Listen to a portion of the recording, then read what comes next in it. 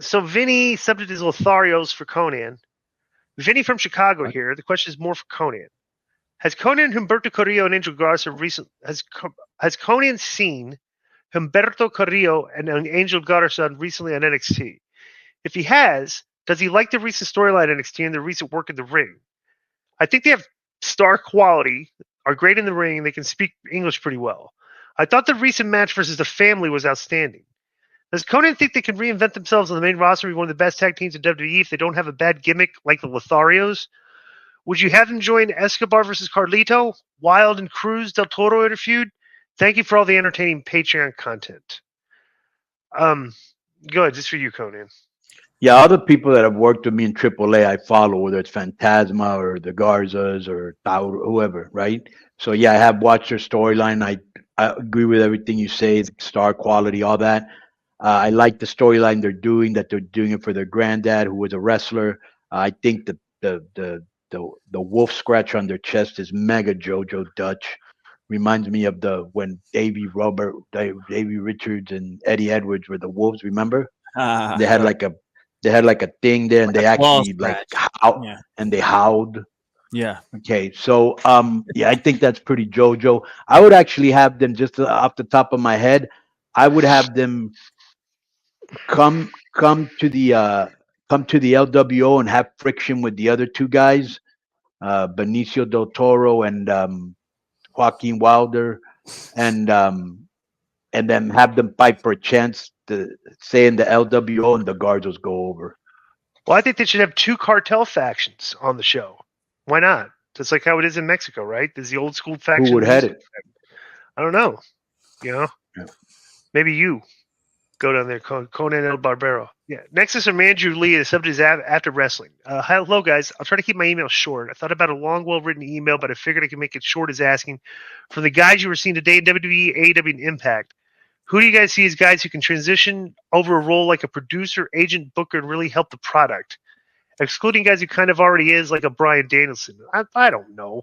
I don't work with those guys. It's who, this guy cares, like who we see, like that works here, like would want to become a backstage producer. And it was going to be a much longer email, so you really. I'll give you a couple of names of guys I've seen that I think would transition, because you can tell they're already dipping their feet into it. MJF is one for sure. Sammy Callahan's another one. Right. Go ahead. Oh, Sammy, yeah, that'd be. Yeah, Sammy's good, right? Yeah, he was pretty sharp. Next is from Lewis Rice and some of his dirt sheets. Hey, K100 crew. Meltzer and other dirt sheet reporters were adamant that the CM Punk was not returned to WWE. All along they said it wasn't happening, but that it was a possibility. That's a convenient way to cover things change, and Dave and Sapp never fully commit to a report. They always say sit on the fence and fail to the correct side once plans are revealed. The Punk scenario got me thinking. Had Meltzer known about and reported the Punk return, would the pop been that big? What is this guy doing here with this? This is like, he's like repeating what we say, like he doesn't listen to our show here or something, right? I was convinced that Punk was not coming. I was convinced that Punk was not coming back, as were many fans. Not knowing for sure led to a great moment we'll be talking about for years. What are your thoughts on wrestling journalists attempting to ruin surprises? Before I see a movie, I do not want to know the ending. In the age of social media, it can be hard to dodge spoilers. I just don't understand Meltzer and the role he plays in the industry. I know he's a great historian, but what other purpose does he serve other than being a stooge? He seems to be a net negative to the industry. What say you? I wouldn't say he's a net negative because he's still the paper of record, but his friendships with people in this business have kind of driven him into a more narrative-based reporting than anything. Than just the facts guy. We talked about this, that bro, when Meltzer never really says what's happening. He says that this is what I was told, right? So he's got people telling him things, and he's repeating what he's being told, which is kind of like, all right, well, you should get like more sources and like to report the story. You get the story, so just don't repeat what people are telling you. That's not really, that's like simplistic journalism. I mean, anybody could do that, right? But it was funny too, because like Billy was always like Billy was a spoiler guy. Like he would tell us spoilers, and I'm like, I'm just not a fan of that content. If there's a big story going down, stuff going on behind the scenes, I want to know what's going on. That's like the gist of me caring about anything in the Dirt Sheets report. If you're reporting spoilers, I don't want to hear them. Yeah, don't wanna give be me a surprised. finish. Yeah, Yeah, I right. want to watch the whole thing and be taken on a journey and be swerved.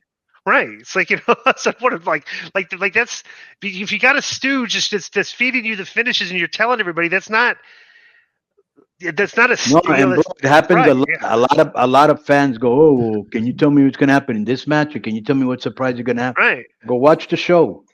Yeah, and if you I'm think telling about it, there's like I'm sure it's required too, but there's also just a code among movie critics and TV show reviewers. They'll get the stuff in advance, but they're not going to tell you what happens at the end of Dexter or whatever because you just don't do it. It should be the same thing with the wrestling reporters. Yeah. Next is from some guy. Somebody is wasted talent. Hey, K100 crew, keep it short. With everything going on between WWE and AEW, who would benefit from a switch of companies the most? I think Powerhouse Hobbs needs to go to WWE to be a big star, the most out of all the wrestlers. So I guess my question is Powerhouse Hobbs the most wasted talent on the AEW roster? If not, who? Thanks and keep up the good work. Wardlow is far more wasted than Hobbs is wasted too, but Wardlow by far is easily the single most wasted talent on that show by far. I don't even think there's a close second. Would you agree with that? From where he is now compared to where he should be, I would definitely, say him. What about you, Conan? I don't know. I'm trying to think right off the top of my head. There's quite a few. I think they haven't done Taya. I mean, had she been on for how long has it been since she's been there? I don't know. I think LAX, if they were together, would do a lot better over there. And that could be a part of the cartel that you were talking about. But right.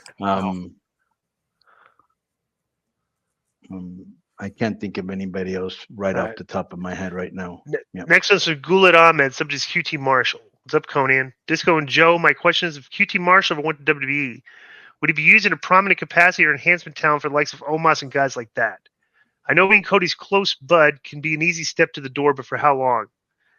Thanks for hang site. P.S. Jamie Hayter is a major hottie. I don't know what they do with QT. I mean, probably do whatever more than what they're doing in AEW. That's what they do with everybody they bring over there. So I don't know. I think that he could really, really help backstage like he did in AEW. For sure. That's something that he was very good at and people shouted him out for it. And I think he could go to NXT and get over. He's been in over 10 years. He's got experience. He can talk. He can work. He's got a good look. I think he'd get over in NXT. Yeah, and then he could be like, if he fit the role, he'd be like Sean's lieutenant backstage too, if that's something he wanted. He'd be managing Nick Camarado. What's going to happen to Nick if QT leaves? What's going to happen to Nick? Who cares? God damn it. Next is from Kyle Salter, subject is MJF and CM Punk. Hey guys, there's still a chance that MJF could go to WWE in January, February of next year when his contract is up.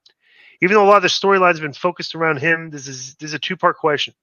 First, do you guys think the WWE might try to carry MJF versus CM Punk storyline from AEW over to WWE and just not mention AEW? Like they allude to everything that happened, but they just don't say the company's name? No. Second, do you think that's a good idea that AEW has all these storylines revolving around MJF if they don't know if he's going to be in AEW in a couple months? No and no. Yeah. Disco, you want to go double or nothing? That's how we could do this. I bet that MJF stays in AEW for at least the next 2 years. He's not. I don't think he's leaving at all. This is all misinformation, misdirection. I'm not going to speculate. No bet. Okay. Speculate. Yeah. Right. They already had Will Ospreay go to AEW. They could snatch him up. So I don't know. Oh, Okada is going to be a free agent in January. Did you see that? Okay, WWE didn't want him. Yeah. Okay. Here's Brian Dunlap, our boy, the resident booker of K100. Is criticism of Omos a bit too harsh? Howdy, K100 crew. Recently watched a handful of Omos matches, and they were pretty entertaining. A lot of people give Seth Rollins all the credit for making the Backlash a success, but the Nigerian Giant held his own and played his role well, in my opinion. Currently, as of this writing, Omos has a score of 3.85 on Cage Match. Is that too harsh for the 7'3" Nigerian? Is there a bias among smarks among giants in the wrestling ring? He hasn't competed on television since the Slim Jim Battle Royal at SummerSlam, and since then, he has wrestled exclusively at house shows. WWE ran a gimmick of whoever can knock Omos off his feet will supposedly get $10,000 of NBCP's money. Akira Tozawa has tried his luck, but he's failed each time, and that gimmick could carry over on TV at some point. Who knows? I'll provide a clip of one of Omos' house show matches. Much like Disco Inferno, MVP accused the wrestling fans' attendance of being economically challenged. We're not going to watch an Omos match, dude. And secondly, the video's taken down anyway. Oh, it is K. And also, if you're giving us. You actually think me and Conan look at Cage Match and look at the rankings of the wrestlers on Cage Match? Bro, here, Omos is still green. That's why they're working him in house shows still, not put him on TV. Exactly. Yeah, period. That's the problem with Omos. I don't miss him because he was dull and unentertaining. But I did see a picture of him. He has gotten bigger, and he's on the road getting reps, which is what he needs. They pushed him too fast. That's why we don't see Jade on WWE TV, because she needs work. Right. All right. The last one is from William Molina Jr. The subject is the Iron Claw. Hello, K100 crew. In a recent interview on the Jimmy Kimmel Show, actor Jeremy Allen White, known for his role in the series Bear, he's portraying Kerry Von Erich in the new movie The Iron Claw, shared his first-hand experience working in a professional wrestling ring. In real professional wrestling, the plywood and the springs are right there. It's very little cushion. It's metal cable with very little cable, he explained. And I was like, we're making a movie. Do we need to be doing it this way? We can use a little extra cushion. And they're like, no, this is how it's done. And I was like, all right. My question is, what were the best and worst rings K-Dog and DI ever performed in? The worst ring I ever performed in was in Tijuana, Mexico. It was a boxing ring. It was horrible. The Conan had to wrestle that thing for years. I did not like it. It was very hard. Did not have any. It was just flat. It didn't have any give. The best rings were the WCW rings by far. So, you got a comment on this, Conan? Yeah, I think best ring WWE, WCW, and AAA TV rings, and the worst rings were Tijuana, Juarez, and CMLL Acapulco. Wow, were they all boxing rings? Pretty much. Ugh, God, we talk about you guys disliking the 6-sided ring too, and when TNA had it, how was that ring? Horrible. It was. I mean, the ring's fine, but the ring ropes was fine. The ropes, okay. Stupid, right? So bumping and it wasn't different or worse or whatever. Right. Okay. So that's been our mailbag. Enjoy the rest of the show. Boom.